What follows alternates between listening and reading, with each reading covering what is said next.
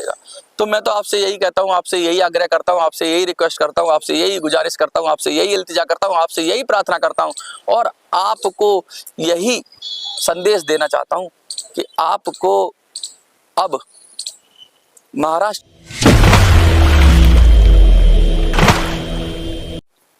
सभी पेंशनर को मनोज स्वराज का नमस्कार। बहुत लेटेस्ट न्यूज है, खबर आ रही है और खबर क्या आ रही है ये मैं बताऊंगा वीडियो के अंदर। लेकिन ये बता दूं कि पेंशन के मुद्दे पर अब हमें आर पार करना होगा, अब हमें रुकना नहीं होगा, अब हमें ठहरना नहीं होगा, क्योंकि अब पता लग गया कि सरकार की मंशा क्या है और इसलिए अब हमें अपना रास्ता चुनना होगा। तो इसी विषय पे आज वीडियो है, वीडियो पूरी देखना और जो भी है कमेंट में लिखना कि हमें क्या करना चाहिए। लगातार हम लोगों ने नोटा हरियाणा में किया, उसके पहले हमने खुद भी चुनाव लड़ा और अब हम जो कोशिश कर रहे हैं कि अपने कैंडिडेट उतारने की कोशिश कर रहे हैं। तो ये इन सब बातों पे विषय पे वीडियो होगी। चलिए शुरू करते हैं।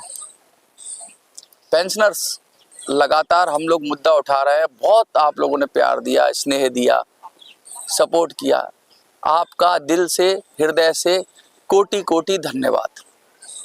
अब मुझे भी अच्छा लगने लगा है, जब मैं पेंशन की बात करता हूं तो ऐसा लगता है जैसे अपने परिवार से बात कर रहा हूं, अपने आप लोगों से बात कर रहा हूं। कुछ लोग आते हैं जिनका पॉलिटिकल इंटरेस्ट है, वो उल्टा सीधा लिखते हैं, लेकिन मेरे कमेंट के अंदर 99% और कभी कभी तो 100% लोग होते हैं जो मेरे को अच्छा ही लिखते हैं, बहुत बढ़िया लिखते हैं और मेरा उत्साह बढ़ाते हैं, मुझे फ़ोन करते हैं और बहुत सारे लोग किसी से फ़ोन करवाते हैं। आज सुबह ही फ़ोन आए हरियाणा से कुछ, जो कह रहे थे कि भाई हमारे पास फ़ोन नहीं है, हमने किसी दूसरे के फ़ोन से फ़ोन किया, एक बार आपसे बात हो जाए। तो फिर उन्होंने मेरे नंबर पे कॉल किया, फिर मैंने बात की उनसे। बात भी मैं कम कर पा रहा हूँ क्योंकि बहुत मेरा फ़ोन बजता है, इसलिए मैं बात नहीं कर पा रहा। इसीलिए मैं कह रहा हूँ कि मेरे नंबर पे व्हाट्सएप करोगे तो आपका आशीर्वाद मेरे पास पहुँच जाएगा, आपकी सूचना मेरे पास पहुँच जाएगी। बहुत सारे लोग पूछ रहे थे कि मनोज भाई पेंशन का क्या होगा, पेंशन के मुद्दे पे कुछ बताइए। तो मैंने उनको बताया कि ये वीडियो मैंने पिछली वीडियो जो की थी 3 दिन पहले, मैंने कहा 1 हफ्ते में पेंशन का पे फैसला आ जाएगा और नहीं आता है तो फैसला लटक जाएगा। देखिए, बहुत सारे चैनल चला रहे थे कि अभी महाराष्ट्र चुनाव से पहले मिल जाएगी पेंशन, बहुत सारी अफवाहें उड़ाई जा रही थी। टाइम्स ऑफ इंडिया जैसे प्रोमिनेंट अखबार में भी खबरें मैं तो कहूँगा प्लांट की गई कि पेंशन पे आ गया ग्रीन सिग्नल। लल्लन टॉप जैसे बड़े चैनल्स में भी खबरें आई कि पेंशनर को मिला ग्रीन सिग्नल। इस तरह की खबरें चलाई गई। क्यों चलाई गई? कि ये टाइम पास हो जाए महाराष्ट्र का। हमें और आपको पता था कि महाराष्ट्र के चुनाव आने वाले हैं और आज महाराष्ट्र के चुनाव की प्रेस कॉन्फ्रेंस 3:30 बजे होने वाली है। अभी बज रहे हैं 12 बजे, मैं 12 बजे रिकॉर्ड कर रहा हूँ इसको। मैं एक और वीडियो बनाऊंगा, इसके मैं कल बनाऊंगा मैं वीडियो, प्रेस कॉन्फ्रेंस के बाद क्या क्या डेट्स आई हैं। लेकिन मैं आज इस वीडियो बनाने से पहले मैं ये चाहता हूँ कि आज मेरे नंबर पे अगर आज क्लियर कर दोगे आप, क्योंकि ये चुनाव मुझे लगता है कि नवंबर में हो जाएंगे। जो भी प्रेस कॉन्फ्रेंस आएगी नवंबर में हो जाएंगे। तो सूचना तो यही है, खबर तो यही है कि प्रेस कॉन्फ्रेंस जो चुनाव आयोग के 3:30 बजे है, चुनाव की डेट्स आएंगी और डेट्स होने के बाद नवंबर तक चुनाव हो जाएंगे और महाराष्ट्र में सरकार भी बन जाएगी। और चुनाव के समय होती है चुनाव आचार संहिता। चुनाव आचार संहिता में बहुत सारे नियम होते हैं। खैर केंद्र सरकार है, लेकिन मॉरली ऐसा माना जाता है कि कोई घोषणा नहीं करते हैं, क्योंकि केंद्र में बीजेपी की सरकार है, कर भी सकती है क्योंकि राज्य का चुनाव है, पेंशन के लिए कर दे। लेकिन मोस्ट प्रोबेबली अब ये नहीं करेंगे, क्योंकि इनको करनी होती तो ये पहले करते। तो अब 12 बज रहे हैं, 12 बजे तक कोई सरकार ने कोई घोषणा नहीं की है। तो ये समझ लो कि महाराष्ट्र चुनाव से पहले पेंशन मिलने का जो ख्वाब है वो अब ख्वाब ही रह जाएगा। कोई 0.11% प्रोबेबिलिटी है कि ये पेंशन की पे घोषणा कर दे। लेकिन अब ये क्लियर हो गया, ये सारी खबरें झूठी थी जो मैंने पिछले वीडियो में बताया, ये सारी खबरें फेक थी। अब हमें क्या करना है? हमने इनको ये ओवर कॉन्फिडेंस में आ गए, ये ज़्यादा अपने आप को ताकतवर समझ रहे हैं, ये ज़्यादा अपने आप को मजबूत समझ रहे हैं। तो इनको इनका वो बताना है कि भाई पेंशनर भी अब ताकत रखता है। जैसे आपने हरियाणा में एकजुट होकर काम किया, वैसे ही अब महाराष्ट्र में काम करना है। मेरे पास 4-5 लोग, 5 के करीब लोग हैं जो महाराष्ट्र से चुनाव लड़ने को इच्छुक है। मैं चाहता हूं कि ये मुझे 40-50 लोग और चाहिए। अगर आप चुनाव लड़ने में कोई इच्छुक हो तो मेरा नंबर नोट कर लो, इस पर मुझे व्हाट्सएप करो, और ये भी डिसीजन आज या कल तक ही करना है। अगर मेरे पास बंदे पूरे नहीं हुए तो फिर हम अपना दूसरी स्ट्रेटजी बनाएंगे, क्योंकि अगर जब तक हमारे पास सेनापति नहीं हुए तो हम फिर चुनाव में जाने का हमारा कोई फ़ायदा नहीं है। तो मतलब मेरा नंबर जो है 8375009595, इस नंबर पे आप मुझे बता दो, और आज और कल तक बता दो, क्योंकि आज प्रेस कॉन्फ्रेंस की डेट्स आ जाएंगी। मुझे लगता है जो फॉर्म भी फिल करना, जो नॉमिनेशन फॉर्म है वो भी जल्दी फिल करना होगा।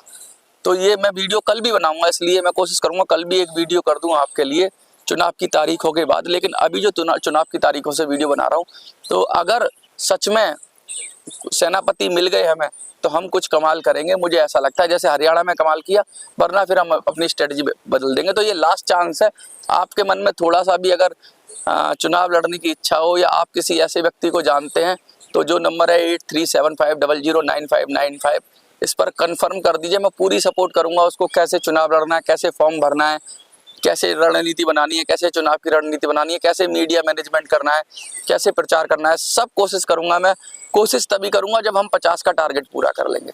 50 लोग मांग रहा हूं आपसे, और कह रहा हूं 50 लोग दे दो। कहते हैं 1.25 लाख ते एक लड़ावा, कहावत है सिखों में, गुरु गोविंद सिंह नाम। तो उन्होंने 1.25 लाख से एक लड़ा दिया था। इतने महान थे जो हमारे पूर्वज थे, जो या हमारे संत महापुरुष थे। हम तो वही उन्हीं का अनुसरण करना है। हमें वो 50 सेनापति निकालने हैं जो पूरे महाराष्ट्र में अपनी शक्ति का, अपनी ताकत का लोहा बनवा देंगे। अच्छा, एक मजे की बात और है, आज सुबह सुबह मेरे पास फ़ोन आया, कोई बड़ी पॉलिटिकल पार्टी का फ़ोन था, महाराष्ट्र की पॉलिटिकल पार्टी है, कह रही जी हमारे साथ जुड़ जाओ। मैंने कहा भैया आपके साथ क्यों जुड़ जाऊं, क्या खर्चा पानी दोगे? मैंने तो पूछ लिया साफ साफ, भाई अगर मुझे जोड़ना चाहते हो तो। कह रहे नहीं आपको दिल्ली में बड़ा पद दे देंगे। मेरे को सीधा सीधा ऑफर आ रहा था कि बड़ा पद दे देंगे। तो मैंने कहा बड़ा पद का करूंगा क्या? नहीं पार्टी के लिए काम करो, देखो अकेले आप काम करते हो, इतने लोग आपको देखते हैं तो क्या ही होता है, पार्टी में रहोगे तो आपको ताकत मिलेगी, आपके पीछे लोग हो जाएंगे। मैंने उनको साफ साफ कहा भैया मैं किसी पार्टी में नहीं काम करूंगा, क्योंकि मेरी कमिटमेंट लोगों के लिए, मेरी पॉलिटिकल पार्टी के लिए नहीं है। हाँ, अगर आप चाहते हैं कि कोई आपका कवरेज करना है, कोई पीसी करना है, कुछ करना है, तो उसके लिए जो हमारे चार्ज होते हैं वो आप दीजिए, जैसे और पार्टियों को करते हैं आपका भी करेंगे, उसमें हमें कोई आपत्ति नहीं है, क्योंकि हमारा जो खर्चा है लोगों के सहयोग से ही चलता है। लेकिन किसी पार्टी का प्रचार हम नहीं करेंगे। नहीं आपको हमारे पार्टी का कार्यकर्ता बनना है, ऐसे ऑफर आ रहे हैं, आपकी ज़िंदगी बदल जाएगी। आपकी महाराष्ट्र की बड़ी पार्टी हैं, क्षेत्रीय पार्टी हैं, लेकिन महाराष्ट्र की बड़ी पार्टियां हैं। मेरे जैसे छोटे आदमी को भी ऑफर आ रहे हैं। बताइए, चुनाव के टाइम है ना, ये गधे को भी बाप बना लेते हैं।